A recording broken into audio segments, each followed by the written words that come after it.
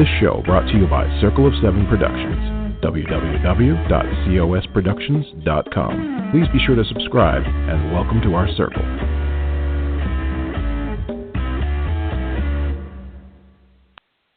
Well, good Thursday to everybody who's out there. It is summertime, and this is Patricia Patricia W. Fischer, and we are here today at Readers Entertainment Radio to talk about nothing else but books. And I have an amazing reader and writer today. Best-selling author Laurie LeClair writes contemporary romance, romantic comedies, romantic suspense, and women's fiction. Laurie has a not-so-secret love for characters who make her laugh, cry, and who linger in her mind long after the story ends. Laurie's habit of daydreaming has gotten her into a few scrapes and launched her to take up her dream of writing. Finally, she can put all those stories in her head to rest as she brings them all to life on the page. Laurie loves to read, write, bake, travel, and discover new adventures, and she considers herself a new Texan, even though she's from the East Coast, specifically New England. And she lives in Central Texas with her husband, Jim, and she loves to hear from her readers. But today, we have the great fortune of hearing from Laurie. So welcome, Laurie. How are you? Oh, hi, Patricia. It's great to be here. Thank you for having me. Of course. So what I wanted to ask you is, so tell me about how daydreaming got you into writing. Oh, my gosh. This goes way back to growing up, sharing a room with my older sister, and we couldn't fall asleep, so we'd tell each other stories. And, of course, it was about boys, and we would each take turns, and then we'd do this, and then we'd do that. And so it just kind of grew from there. And ever since, I cannot fall asleep without thinking about story ideas, and I've come up with some great ones right before I've fallen asleep, and sometimes I remember in the morning and sometimes I don't. So I like to remember those and hurry up and write them down. Isn't that the worst? You're like, oh, that would make such a good story, and then you fall asleep, and the next day you have no idea what it was. I know, or else it makes me crazy. You're telling yourself, I have to remember this, and then you can't fall asleep at all, and you're up in the middle of the night scribbling notes down. Hopefully they're legible. Right. And I remember, what was I thinking? Well, so I was counting on your site. Now, I met you a few years ago. Laurie and I are both part of the San Antonio Romance Authors chapter, and you were just getting started, and I was counting, and you have over 30 books now. Well, it started self-publishing. I've been writing for 28 years, and okay. I published very early. I published my first book, a historical romance, very early, and gosh, I don't even want to date myself here, so it was a long, long time ago. And then, sadly, the line went under, and then, I had an agent, and I published ebooks very early on when ebooks were coming out. I published 3 books through them, and they changed, what they were seeking. It wasn't really my thing, so I just kind of moved on. And I've been writing all this time and not publishing. I came to a Sarah meeting 4 years ago, and Liliana Hart was talking about self-publishing. And I should say in the meantime, I was going to these informal classes at University of Texas. They hold them, these experts come in.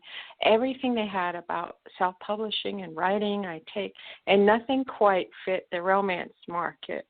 So when Liliana Hart came to Sarah, it was like, like the skies opened up, and this is it, this is what I've been looking for. That was my first Sarah meeting, can you believe it? And the perfect one. Oh, wow. And I joined that day, and I've been a member for ever since. and they just share great programs and bring in great people. And we're all at different levels, from beginner to advanced. And since that time, I've self-published over 30 of my books, and I'm with a publishing company, fourth one on the way. And, everything's just kind of taken off in the last 4 years, which is great. But I never gave up. Well, I mean, but you're writing. I wanted to. Right, and you're writing a lot. I mean, you're sitting down every day. You're very disciplined. And you're saying, okay, I have to get this done today. I mean, you sit there and say, this has got to get done today, and you get it done. Sometimes. It's a challenge this year. I wrote 4 books in 6 months, and I was sick for 3 of those months. So this was the most challenging year for me. And I had to really pull back and say, okay, this is not going to work for me anymore. So I've had to pace myself. And you kind of compartmentalize. I'm not saying that word right. You really say, okay, this is my writing time. This is the time I'm going to market or, submit for ads, right, or do, this piece of the business, this part of writing. And it's a 24-hour-a-day job. And I've been known to work on vacation. A few years ago, we went to Disney World for my husband's birthday, and I stayed up to 5 o'clock in the morning at the resort, editing my book, and I was able to get that to my copy editor that morning. Oh, wow. And it's always a part of you, and it's strange because writing has always been there, but the business part is very strange to get a handle on, to know your strengths, and then to have to learn other things. It's kind of like layering. Well, I know this part today, and then tomorrow I'll try to learn this part. So it's a great adventure, I'd say. Adventure is a good description of it, because I think that a lot of us, with the way that the business just generally went, I don't think it was any particular genre, but the business end of it changed immensely, because it used to be, people would write books and they put them out there, and then the marketing department took care of all the rest of it. Well, now, I mean, you really have to be, no matter who you are, has to be putting your book out there. And I think that part is so good when you're with a group or you go to these good seminars to give you good information, because you can spend a lot of money and get nowhere. Exactly. It's like those, you're on a certain path and there's so many roads to take, so many choices to make. And if you start going down the wrong road and, it's like, oh, I've got to turn around, there's a dead end. And then you come back and you have to start all over again. So the great thing about the romance writers are they're so generous, and they're just always there for you, advice, or, oh, I'll read this for you. Oh, I'll help you with this. And that's the great thing about the romance community. And my youngest brother writes science fiction, and he said there is, nothing can compare to the romance writers community. He said, you guys got it together. And it's like, well, thank you, Right, yeah, I think a lot of them. Now, of course, there's always people that don't, but I mean, I think that's that feeling of if one of us gets ahead, it helps the rest of us do the same. So I think that's a good healthy way to be, for sure. So you've got over 30 books. Now, I know most of them are indie, like your Once Upon a Romance series that are so sweet and wonderful.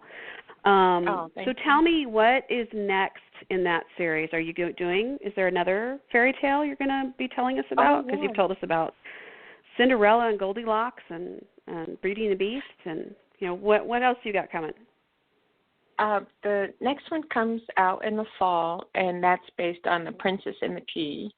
So I'm still trying to think of a title for that. Those are a little tough now. The titles are harder to grasp than they used to be. But the stories are there, and people just love this series, and that's why I keep going. I only wrote the first book, If the Shoe Fits, and that was going to be it. And then I thought, but I have to tell the sisters' stories. So I brought out 2 more, and then people were begging for stories from the secondary characters that they loved. And I thought, well, I can't stop now, so I keep going. So it is 11 books strong. Yeah, and you know, it's funny because you write these stories. I mean, all of us, we write these stories, and you think, oh, well, I'll just have that character there, and then you have people writing to you, like you're saying, well, what about this person? And you're thinking, I don't know, but I guess I do now. Well, one word of advice is when you start this, be careful of what you name your secondary characters, because then they might become a main character in the next book or the next book after that. And sometimes it's hard to pull back on that name. I have one, his last name's Snodgrass. Can you believe it? Oh. It was intended in the first book, you know, he's a nerdy science guy, and then people wanted him to be a character, Dexter. So Dex, you know, has his own book, but it was a little daunting trying to handle that last name there. Right, as a hero, sure. But I think that's kind of fun, you know, the creative juices start rolling, and you're like, okay, well, wait a minute, I could do something with this guy. I mean, he's a good guy, and you want a happily ever after for him. So we can work with this for sure. But yeah, I know what you're saying. It's kind of fun. So tell me your very first book you wrote. Tell me about it. Right. Very first book. This is funny because I dreamed about this book from beginning to end. And I got up the next day and I said, I have to write this book. And I have these yellow legal pads. They're bound with the metal binding thing. I know, I'm not even describing that. And I wrote, I hand wrote in 5 or 6 of these books, just one page, just the first page. When I finished these, I went back and read, and I edited, and if I had to add scenes, I flipped over the page and added the scenes and read on the back. And it just, it was the best process. I had fun. I loved it. I just wanted to write every day. I was working in a bookstore at the time, Walden Books. I missed that. Right. And and it was just an amazing experience. And if I knew what everything was involved in the writing process, I probably would have never done it. But this was so fun that I just went ahead and I said, I have to tell the story. And that book did sell. That was my very Which first book was it? And what was the title? Cherokee Caress. Say it again. Historical romance. Cherokee Caress. Okay. And it was the first book. I got an agent, and we sold to Rhapsody Publishing. And they started publishing historical romances. And they wanted more, but unfortunately that division folded soon after. Yeah. So I don't even know if they had a full year printing. Yeah, that's hard when you've worked so hard and a line closes. I know that there have been some recent events with Harlequin, had some lines close, and it is hard. But I think that if being storytellers, we don't stop telling stories. We just have to figure out where to put them and place them so they do get out there, which is nice with the indie market because there is that possibility if someone wanted to do that. So you are listening, if you're listening in to Readers Entertainment Radio, you are listening to Laurie LeClair and I talking about her books and her writing history. And Laurie is the author of over 30 books. So believe me, if you have not heard of her, you've got a big backlist to go grab because Laurie has wonderful books. So much fun. And your covers on your Once Upon a Romance series are always so fun. I mean, is it when you get the cover from the cover artist, is it always like a new surprise? This is like opening up a new present? Sometimes it's like Christmas. I give her a concept, what I want, and sometimes I know, and sometimes it's just kind of like a general idea. And she comes back and surprises me every time.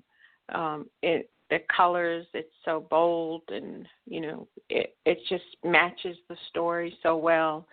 And there's some I said, I think the skirt's a little short. I think, and we joke because she shows her husband her designs, and most of the time her husband and I agree, okay, this has to change, or that, and she'll say, it's funny, my husband said the same thing.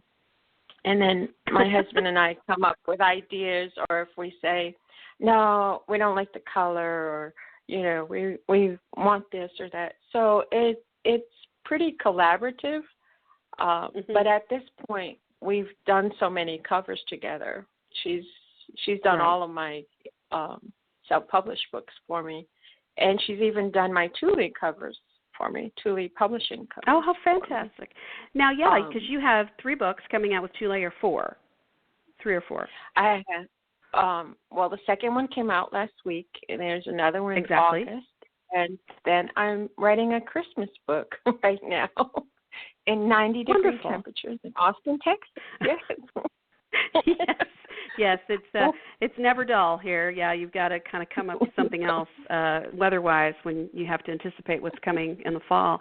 So Laurie is mentioning 2 books that she's got with Thule Publishing. The first one is The Cowboy's Rebellious Bride. No, The Cowboy's Renegade Bride, right? Or Rebellious Bride was the first. The Rebellious Bride is the first one with Thule, and then The Cowboy's Renegade Bride just came out last week. And Thule Publishing, great house, great people to work with. But so what is the third book? What is the third book coming? The Cowboy's Runaway Bride. It will be August 24th. August 24th? Yes. Okay. Wow. So you've got a book coming out, and 2 books coming out in August, or one in July and one in August? Well, this one, the Renegade Bride, came out June. The Cowboy's Runaway Bride will be August. And the Christmas book, I'm not sure when it'll come out, and I'm waiting on the approval for the title right now. So it's part of the series. It's continuing in the McCall Brothers series. Right. And then you have the Once Upon a Romance coming out, did you say July or August? October. That will be October. Well, I didn't hear that right at all. So there you go. You've got another 4 books to read from Laurie LeClair, because she's got, she writes far faster than I do, for sure. So on a different subject, you and your husband have been married. You and your husband have been married how many years? It'll be 37 years on June 29th. Wonderful. How fun. And so in all that time, you guys have lived up east, and then you now live in Texas. So tell me how you went from New England to Texas. And what kind of culture shock was it? A big one. We come from a small town in New England, and everybody knows everybody. He's related to almost everybody in the town, and we just great atmosphere, great people, but not a lot of job opportunities. And I was a hairdresser at the time. Not a lot of job opportunities, and we had an opportunity to go to Virginia, and one of his brothers lived here. So we were only married a few years, and we decided, let's do this for our future. We need something more. So we went, and we were in Virginia for 14 years, and I went to college, and I didn't pursue hairdressing there because I'd have to go back to school. So, and I think that was, it was meant to be because I'd worked at the bookstore, and I met my mentor there. She came in one day pushing a stroller, and with kids, one holding on and one in the stroller. And she said, "Do you do signings for local authors?" And I said, "Yes." And I had no idea if we did or not. I just said yes. Thankfully, it did happen. And she's a great mentor, and I think about her all the time. And, you know, she's since passed away, but she was a great person. She was very active in the writing community. They started a local chapter for Romance Writers of America, her and her agent at the time. And it really helped me see a lot of the business, and that it was possible. I wasn't just writing behind, you know, closed doors in my office and in secret. I could publish. You know, that was my dream, and I saw people living my dream. And I remember saying that. I was envious because she was living my dream, and she helped me so much, and she helped so many other authors so much. So, and then the job situation was not going well for my husband. He worked in government contracting for security. And we had this opportunity to come to Texas. His family, some of his family, he's one of 9 children, so he has a lot of family all over the country. So some of his family were here and said, "Come to Texas." And we had visited the year before, and we fell in love with it. And it's like, let's go. We're very adventurous like that. So within 2 weeks, we packed up and left Virginia and came to Texas. And August will be 20 years. We've been here. Wow, that's true love if you move to Texas, Central Texas in August, because it's hot. Very hot. And the night we drove in the rental truck with our car attached to the back, it was the day that the University of Texas students were coming into town. And we're from a small town, and we come in thousands of cars and stopped on the highway, and we looked at each other and what the heck did we get ourselves into? Right. Yeah, 50,000 students at one university, that's bigger than a lot of towns. So I guess that would be a bit intimidating as you drive down 35 or up 35. So what are you going to be at the RWA conference in Orlando this year? Yes, my husband and I are going. Okay. And wonderful. And will you be signing? Yes. Will you be signing? The literature. Yes. So for those listening, and if you're in that area, on Saturday at 3 to 5, Romance Writers of America does a literacy signing, and there's a huge amount of authors. You can come and meet the authors, buy the books, and a percentage of the proceeds from all the books being sold will go to local literacy projects in the Orlando area. So whatever town the conference is in, that's where the dollars will go. So if you're in that area, come out, meet the authors, and Laurie will be there. I'll be hanging around there somewhere. And as well as Jolene Navarro will be there, who talked to us not too long ago, and other authors I will be bringing on the radio for sure, Terry Wilson, who also is who we spoke to not too terribly long ago. But so it's tell July me 29th. It is. It's July 29th, the last Saturday of July. So 6 weeks away? Not too long. Yes, it's very close. Yes. So it's going to be a lot of fun, and it's a crazy week, but it's worth it. So if anybody is in that area, we would love to see you. So when you are coming up with new ideas, are you've kept your books mostly sweet romances, correct? Yes, I have some Yes. romantic comedies are sweet. Right.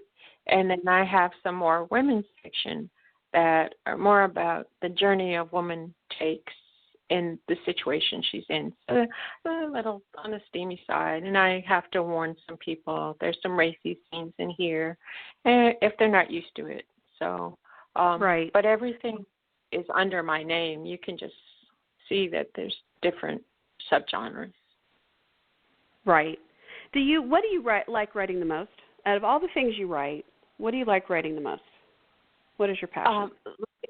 Lately it's romantic comedy. For some reason, I don't know if it's just all the stress everybody's in, I just want to laugh. I just, take me away, that count-on moment, but it's my romantic comedy moment.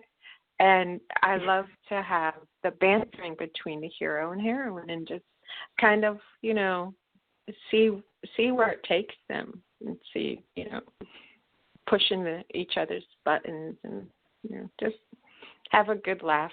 But I've come up with this. I write romance with heart and humor, and I always love the happily ever after. But I want some laughter in there too. So that's my favorite. Love can be pretty awkward as well, and so that's yeah.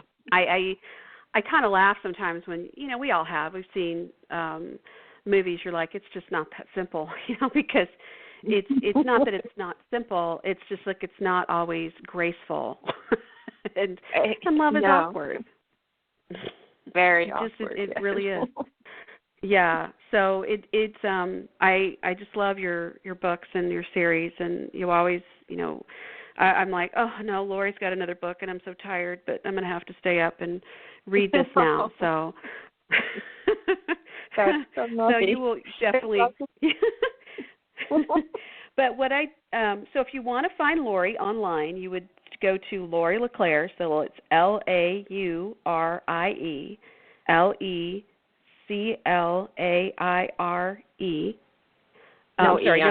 E on the end. .com. She's there. She's also on Twitter, and she's also on Facebook. And you're on Instagram or no? I'm trying to remember. Not yet. That will be a new adventure. Well, get ready because it's you can find a lot of cool stuff on Instagram for sure. There's a lot of fun books and things like that on there. Beautiful photography on there as well. So, so tell me what have you not written that you want to write? Oh wow! See, that's the interesting part. I just write what I want to, and then I have to find a reader who wants to read it. There you go. Okay. Women's fiction. I'm actually writing 2 books at the same time right now, which I don't know why, but I'm doing it because it's just sometimes the characters call to you, and it's like I can't write you. Okay, I have to write your story. So, writing the Christmas book and a women's fiction book, and then I'll write the next one in the Once Upon a Romance series. So I've got about 3 or 4 more books this year, and I have a new series. I'm going to write. I have a new series, and I don't know when I'm going to have time. Well, maybe 2 new series. That's the hard part. They just, the ideas keep coming fast and furiously at us. So with 1 minute left, pick one book, and who would you have play? Ideally, who would you have the hero and the heroine be in one of your books, if it would put on screen? Oh, the one that just came out, The Cowboy's Renegade Bride. Jennifer Aniston is my Jenny Wentworth, and Jason Lewis, he's the actor, is Sheriff Caleb McCall. And they were just so central in my mind. I'm very visual when I write. I have to see those scenes in my mind. And those 2, they were just like off the charts on every page. Well, I think all of us should tweet that those 2 should play your people. So so we wanted to say that would be cool. Wanted to say thank you to everyone for listening this week. Thank you, Laurie, for being here, and we'll see you next time. Thank you so much, Patricia. I had a great time. This show brought to you by Circle of Seven Productions, www.cosproductions.com.